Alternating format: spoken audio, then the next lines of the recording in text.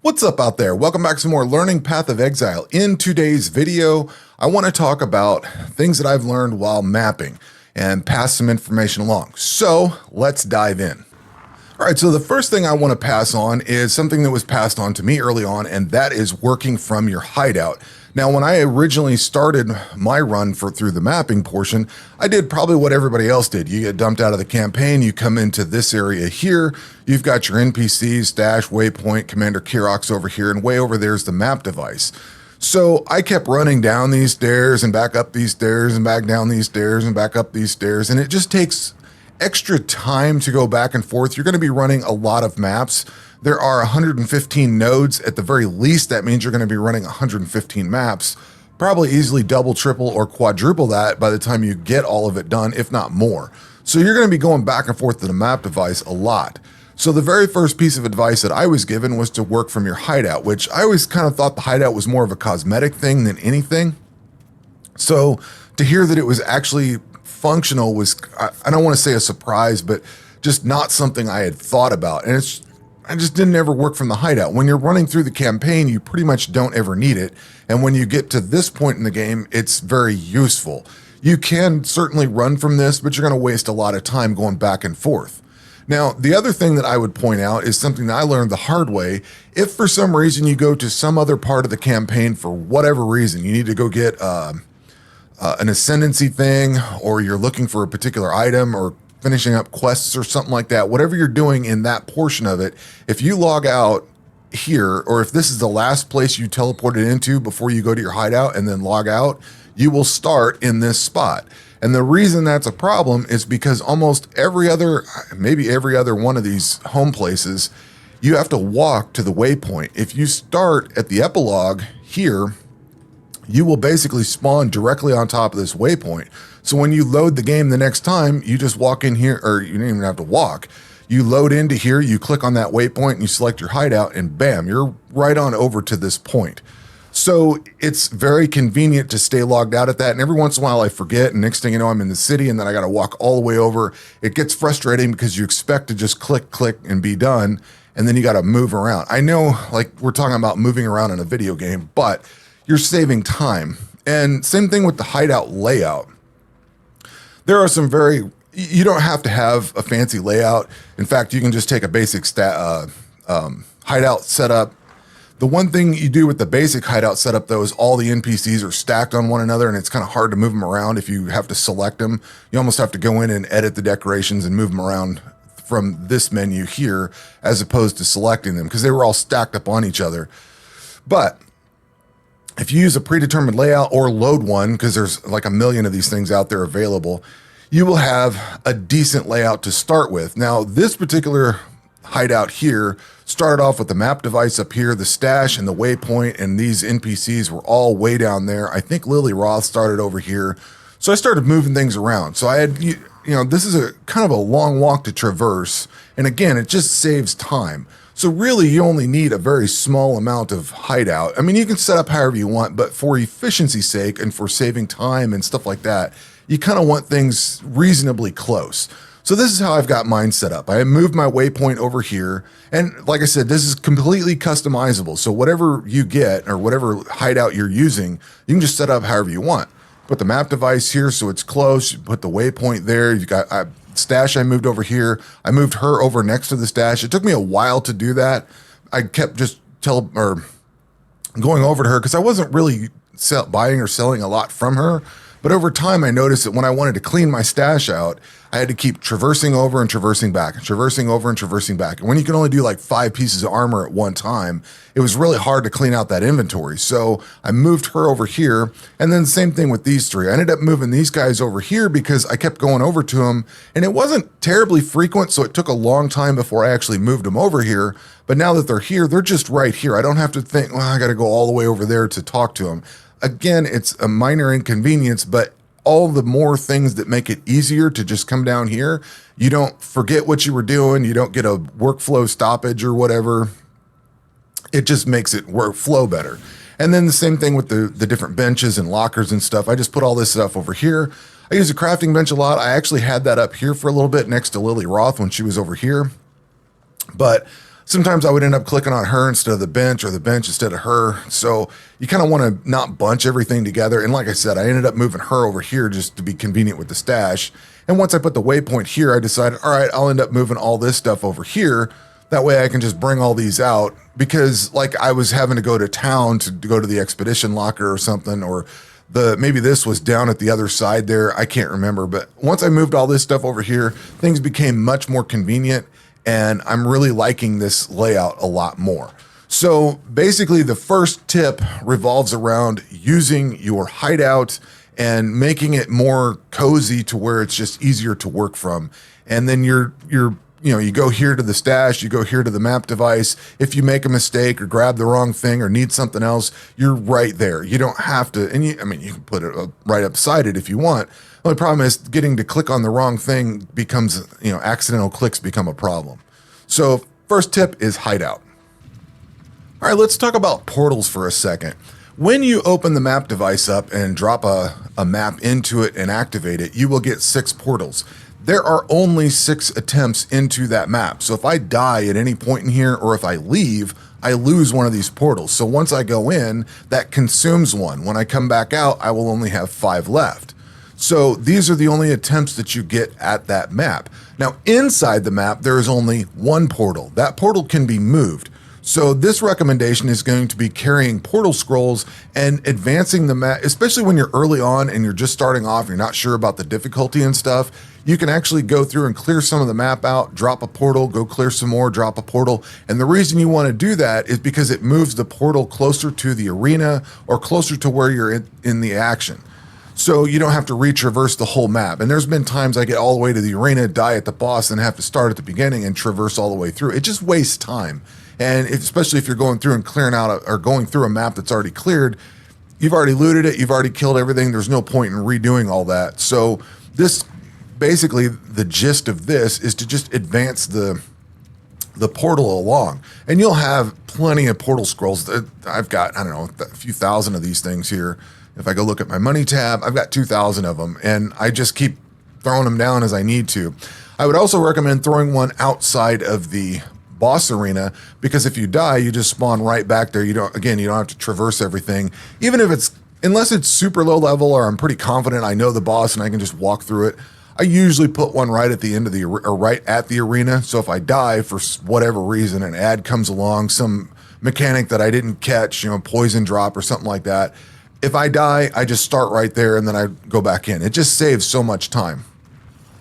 The other thing I want to point out on this is Val areas. They do not count for your death count. So if you go into one of those red doors and go through the Val area and die, it doesn't count. It counts as your death, and you do lose XP and everything on that, but it doesn't count towards the map itself.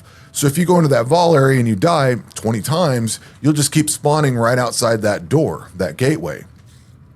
So you can use that to your advantage if you want and just try to blast through an area. I've done that. It's not pleasant.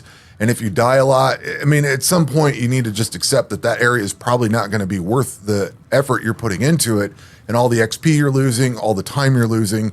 But it is certainly possible that if you really want to do that Val area, you can go through it and die repeatedly without actually losing attempts on the map itself. Now, almost every other time you die, you lose an attempt on the map. I can't remember if Harvest counts that way or not. It's been a long time since I've died from Harvest, but pretty much every other time, if you end up out here at a waypoint as opposed to outside the gate in the map, like the Val area, you will just spawn right outside that gate. If you end up out here, you've lost an attempt at that map. So that is pretty much all I have for the portal section, but it just saves time if you drop the portal along the way and kind of understand where your death effect or how death or leaving the map affects you. All right, let's talk about getting maps. How do you obtain a map? Well, towards the end of the campaign, I think it's in Act 7, maybe 8, somewhere in there, 8, 9, 10. Towards the end of that, you'll start getting maps. You won't be able to run them, I don't believe, until you've actually completed it and opened up the map device fully, but you will start getting them. So worst to worst, you can always back off into the campaign if you run out of maps for some reason. But as you do maps, you will get drops, that just become from that. And there's ways of tailoring the Atlas tree here to where you get more Kirok missions. There's maps over here. There's shaping the skies. I had a lot of trouble finding this, shaping the skies and shaping the mountain. For some reason, whenever I typed in shaping, these didn't blink on me for some reason, and people pointed it out. But there are options that will give you, like this is 10% chance on your completing maps. You gain a free use of a map crafting option. Maps found have 15% chance to be 1 tier higher. You also have maps, well, this is all for tier higher stuff. But these are all, here's 2% chance for one monster in each of your maps to drop an additional connected map. Then the Kirok missions, these give you scouting reports, options for scouting reports, more chance to receive scouting reports, things like that. And then you get chance for maps to be duplicated, all that kind of stuff. So speccing into the Atlas tree can get you additional maps and additional attempts for maps and duplications and things like that. You can also go and run Kirok missions from here. If you go to the map device and click on Kirok missions, he will give you maps to run.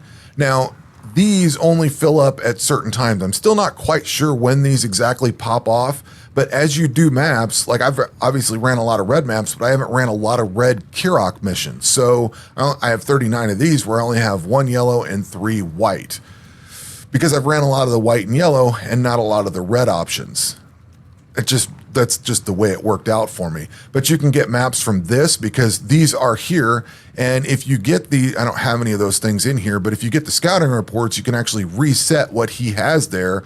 And one of the tips for this is to make sure that you have, like I've got 3, 1, and 39, at least have 1 in each of these categories. So when you re-roll, you have an attempt on all of the different parts to finish maps that you need. Another little hint along the way is if you hold the Alt key and hover over your map, you'll see where it says Atlas map and then complete, bonus objective complete. Where that comes into play is if you go in here and look at the node to see if the node is complete, you have to have done the bonus. Now in this white map here on tier 4 cage map, by killing the boss of magic or higher, I've completed the bonus. It changes over to rare on the yellow maps, and it changes to corrupted rare on the red maps. Now I'm missing 2 on here. These are unique maps, and these are much harder to get drops, but I don't have them completed. If you have the stash tab that is for mapping, you can actually tell with the little white line underneath, and like these 2 don't have the white line because I've never found these before. So I need to get those done, and you know, these are unique. They do have the unique color to them and everything. So you can run stuff from the map device. You can also go to Commander Kirok. This is something I forgot early on, was to come in here and buy the maps from him. So again, you can hold Alt over these and look at this and see if you've completed them, and then buy the ones that don't have completion on there. Probably could pick that up here.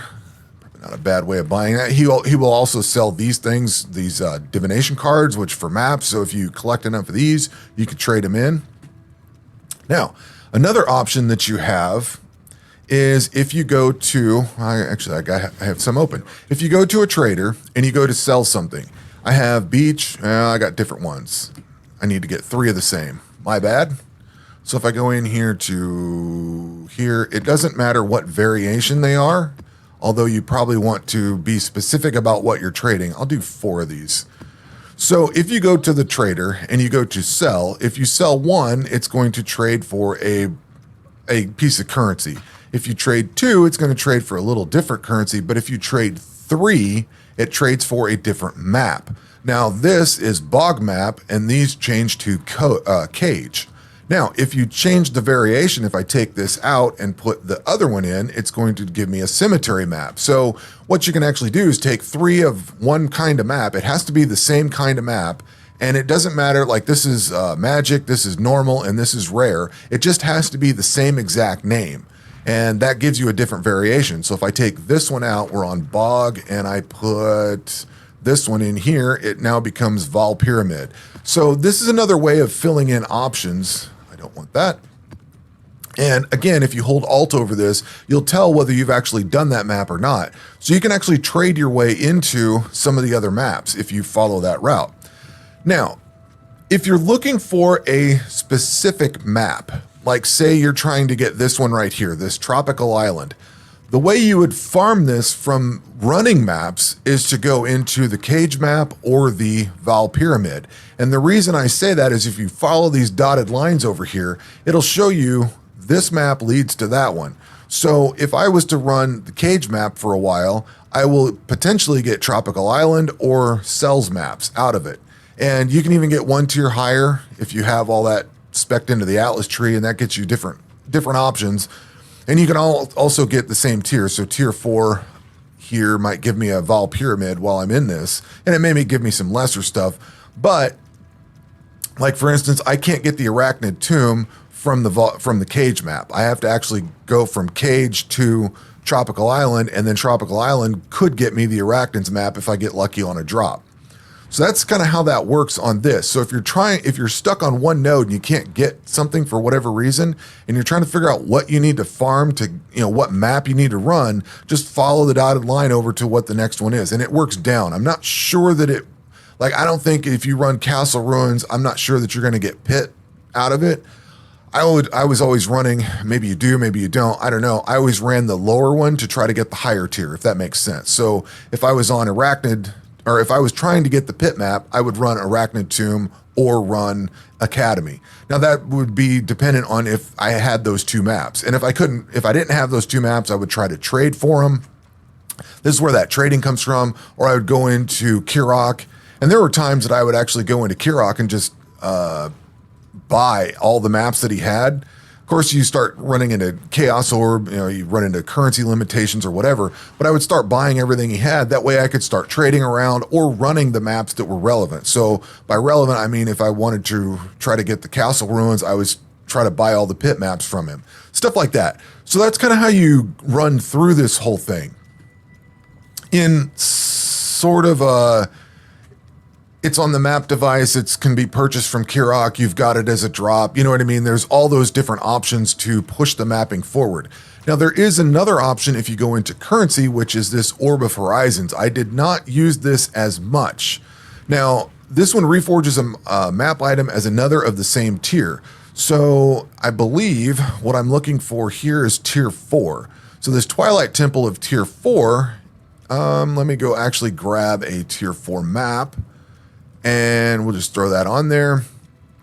Maybe we'll wash this thing off real quick. Probably should have done this a little bit differently, but it's already got 20% current quality.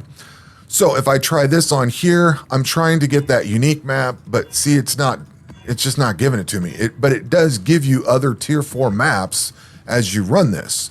So if you need a specific one, you can try to convert it with this currency here, these Orb of Horizons. And once again,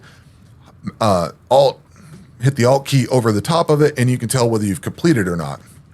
Especially, it's not bad when you start off, you don't really care about holding the Alt key over it, because chances are you need all the maps. But as you start getting closer to completion, you really don't remember out of 115 maps which ones you need left. So holding the Alt key shows you whether you've completed it or completed the actual bonus and got the point out of it. The other thing is scouting reports, and I don't have any of those to show, but if you have a scouting report, you come over to the map device, you click on Kirok mission, and you pull up your inventory, right-click on that scouting report, and it will reset this stuff in here. Now, the ones that I'm missing are all unique, so they're just not even on the list. But I've rolled as many as I can, and I'm still just trying to get those last two to pop, but they're unique, so they're difficult. But I did use that a lot throughout. Then there's various different types of scouting reports, some that give you missing options, some that give you missing maps. So far, I haven't actually got one that rolled the uniques I need, but some will corrupt all the maps. So if you're trying to get these as corrupted on his thing, so for instance, this Sunken City map, this would not count towards the bonus because it's not corrupted, whereas this cemetery map would because it is corrupted. So if you're trying to run stuff from his, because you need like the museum map or whatever, this one took forever for me to get. But see, this isn't corrupted. So if I had the right scouting report, I could actually rerun this until the museum map showed up corrupted and then run that, if that makes sense. So the scouting reports also play a big role in how you get stuff or making it easier. And some of the stuff you pick on the Atlas tree here itself, which one was that? The shaper stuff, or shaping the skies. I shouldn't say shaper, but that's the crafting options. I guess it's the Kirok stuff. So there is two different kinds. There's the maps. If you click on that, it shows mapping. And then there's the Kirok stuff. Now this gives you 20% chance for Atlas scouting reports, 20% chance for scouting reports to drop as comprehensive. So there's various different kinds and various different percentages. And that's these two anchor points here and here down on this side. So scouting reports are very handy. And that kind of rounds us out to kind of the nodes and how to obtain maps and stuff like that. It gets to be a bit of a science trying to get some of these connected together. Like there was a lot of points in time where I was trying to get Moon Temple. I couldn't even get it to drop. I would go run Lookout, but then I'd run out of Lookout maps, and then I'd get one Moon Temple and finally get it done or something like that. Like some of these got really difficult to fill in because I had so many other options. It kept rolling other things. So I guess what I'm trying to say is at some point you're probably going to run into a point where you, like what I'm at now, where you're just not able to get some of these, and you're just going to have to run random white maps to hope to get this to pop, or get the scouting reports and things like that to keep re-rolling it all. So that is what I have learned about obtaining maps and how you work through the mapping nodes themselves. Let's talk about map quality for a second here. When I was running the maps for just trying to get all the nodes completed, I didn't really care about the quality all that much. I would go into my map tab, I would select something, and I would just run it. What I have not given much thought to is using these cartographer's chisels. I just collected them up. In my mind, I was thinking I would probably want to apply these more towards the end of mapping, say tier 16 or something like that, because I wanted to get better loot, and the better loot's probably at the higher tiers of maps. So I didn't really mess with it. But now that I'm down to just those two nodes left that I need to finish off, I started paying more attention to what the cartographer's chisel does, and it increases the quality of the map itself. So this here has 0 quality. This beach map doesn't have anything. This one here has it's quantity. It doesn't say the quality, does it? Where's the quality? This actually doesn't say what the quality is, unfortunately. Now, this one here does not say quality, so I would presume that these don't have any quality to them. Yeah, see, I just bumped up the quality. Now it's at plus 2%. So when you improve the quality of an item, it improves, or quality of the map, it improves the quantity that the map will give you. So this has 0 quality on it, so it's going to give you a flat percentage of items found, whatever that is.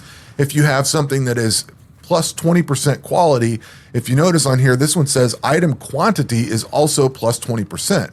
So if you noticed on this, there was no quality on it, and it was 19% item quantity. So if I bump this up to 20%, it's going to add that in addition to the quantity that was already on this. So this one started off with quantity, but no quality. So the more quality I put into it, the more quantity of items drop. So if we run this again, this is going to go from 21% quantity to 23% quantity. And the quality's gone up by 2% also. So you can use this. What I'm driving at with this, from what I've found, the cartographer's chisels are good for trying to get more items out of a map. And when you're trying to get additional drops and things like that, you want more monsters, you want more chance for things to drop, you want more quantity of loot and everything to come out. So like when I'm target farming this specific map down here, this Moon Temple, I'm going to throw all the quality at it I can because I'm trying to get this Twilight Temple to come out of it. And the same thing goes up here for, say, the museum map. I'll be trying to get this Putrid Cloister from that. So I quality up everything. Maybe I run it through, get it a rare. Maybe I corrupt it. I'm not sure. But I've been trying to run better stuff that has, like this one's got 52% quantity, and it has 0 quality on it. So I would, if I bump up the quality, that's going to add 20% quantity to the already 52% quantity that's on this. So that's a good tip, I think. I don't know that I want to use the cartographer's chisels before now. You know what I mean? Like, I don't think I want to use that on lower level maps, or, you know, maybe waiting until the red maps was a good thing, and just, you know, I'm just saying don't waste them. basically, because you don't get a whole lot of these. And I mean, you can buy them from Commander Kirok and stuff like that, but they cost money. I'm basically playing like a solo self-found, so I'm relying on everything that I get as drops or purchases. So looking at, say, I've got 4,500 wisdom scrolls, so identifying everything that exists or comes across isn't that big of a deal compared to using these, which there's only 264. So there's a little more scarcity to them. So I guess what I'm saying is don't waste them, but save them for when you actually need them. All right, let's talk about why you would rerun maps. Now, we've talked about trying to get maps, and if I'm trying to get, say, the pit map, I would want to run the Arachnid Tomb. So that's one reason to rerun Arachnid Tomb over and over again. And there's other reasons in there too, like you can get one tier higher maps depending on if you've spec'd into particular nodes on the tree. I'm going to assume that if I run the Arachnid Tomb map, I'm going to get the pit map as a potential drop. But if you have the one tier higher, it means I could also get the castle ruins, if I'm reading that correctly. So I might be trying to get this one and I want to rerun all this stuff. So there's reasons to rerun the maps besides trying to just collect the next map in the thing or to just run this. So kind of my mindset along the way was that if once I got this node completed, I never had to rerun it again. But as I've played more and more, I've learned that there are certain drops on certain games. I mean, in addition to getting the one tier higher stuff, you can also get, like, a good example is a divination card called the Chains That Bind. Now, this gives you a 6-linked piece of armor. This thing can drop from Cage, Cells, Dungeon, Pin, Chavron's Tower, the Control Blocks, or the Slave Pins. So you can actually find where those are on here and just target farm that, and you can run some Scarabs on with it. You can run some other things to, get more monsters. Again, more monsters, more loot, more quality on that map. All those options kind of blend together to potentially give you more of that particular divination card and whatever else. A lot of maps drop a lot of different things. I think certain bosses drop certain unique items, so you would run the map to fight the boss on it for more chances to get that unique item. You would run it for more chances to get that divination card, a lot of things like that. So there's a lot of reasons to rerun maps other than just for fun or, whatever. So keep that in mind. And if you're looking for something, go out on the wiki, find what you're looking for, and see if you can actually target farm it from one of these map nodes.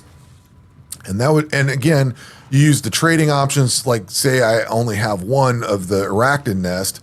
I can use the waterways or even the castle ruins to trade for the Arachnid Nest and run that more often. If you're in Trade League, you can certainly purchase those in bulk and whatever and go that route. I play more like solo self-found, so I'm more reliant on what I get for drops and trying to learn how to get the things that I need without buying them from other people. So the bottom line of this whole tip or trick or whatever you want to call it is that there are a lot of valid reasons to rerun a specific map and farm it for a specific reason. It's not just for completing a node. And at this point, I will drop in here that this is something that I didn't quite get early on either, is this Pantheon thing. Now, this coincides with why you would want to rerun a map. If you mouse over one of these, and that's a bad one, if you mouse over one of these, it's going to say Soul of Rislatha. This is all of these you get from fighting one creature in the campaign. Now, once you get out of the campaign, you're going to notice that there are some that are white. Capture Garrulus, Will Thief. That's a white option on here that I have not unlocked yet. But if I go down to the Ralakesh one, I have captured the Hollow Lady, and that fixes this Corrupt Blood situation. And I haven't captured one there. I did capture this one over here, so I've got two of them white I still haven't captured yet, and one of them that's blue that I did capture. So where that's important with the mapping and why you would rerun a map is if you go in here, you can tell where those bosses are. And I didn't understand this at first, but once somebody explained it to me, I'm like, oh, okay, that makes total sense. You can see this little antenna tower looking thing that's on this node right here. On this one, if I mouse over it, it says Fragment of Winter can be captured for a Soul of the Brine King. If I go down to this one, it says Hybrid Widow can be captured for Soul of Arakali. So you can actually go into these maps with that little symbol, and that's how you capture them. What you do is you go into your stash. If you have the fragment tab, it's over here where the Divine Vessel is. What you do is you take the Divine Vessel out, put it in the map device with a map that has that wrong button here. With a map for this, you put it in. So like I would take that divine vessel, put it in with the waterways map, run this map, kill the boss, come back out, and then go back into the map device, grab that divine vessel out that contains the boss. And I think it's been a while since I've done this, but I think you can simply right click on that and get that as an option on your Pantheon here. So that's actually how those work. And again, that's why you would want to rerun that. The game will tell you to go talk to Sin in the campaign. So that's one, earlier I talked about your waypoint moving around. That was one of the reasons why I had to go back, was to talk to him. So somebody else pointed out that you can simply just right click on this once you get it and you don't even have to go talk to him. So that's another reason why you would want to rerun some of these maps, is to get these things done. Now I'm very limited on how many divine vessels I have, so I can only run a few of these at a time. And that's kind of where we're at with it.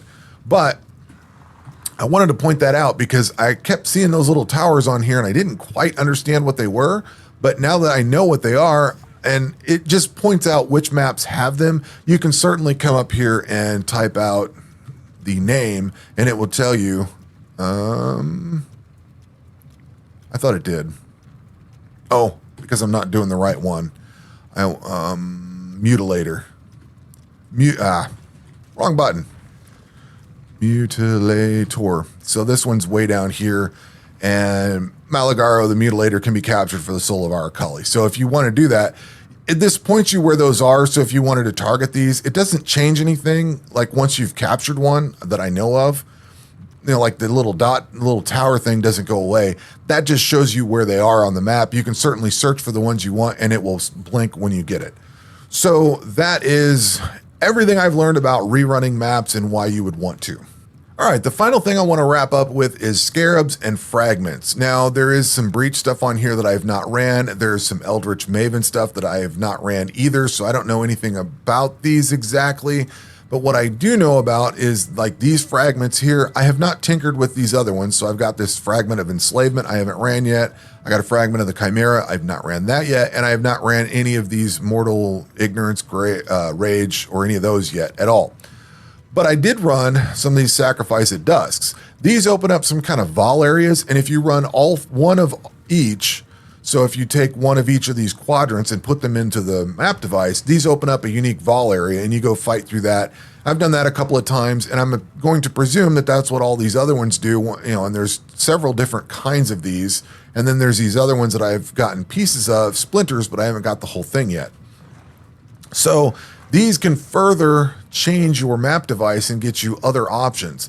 Now for scarabs, these things are pretty wild, and it took me a long time to actually start using these, but these, and they upgrade. So if you click the upgrade button, these can be upgraded along the way. I don't know how, I'm assuming you can take them to Trader or something. I have the stash tab and it just works nicely.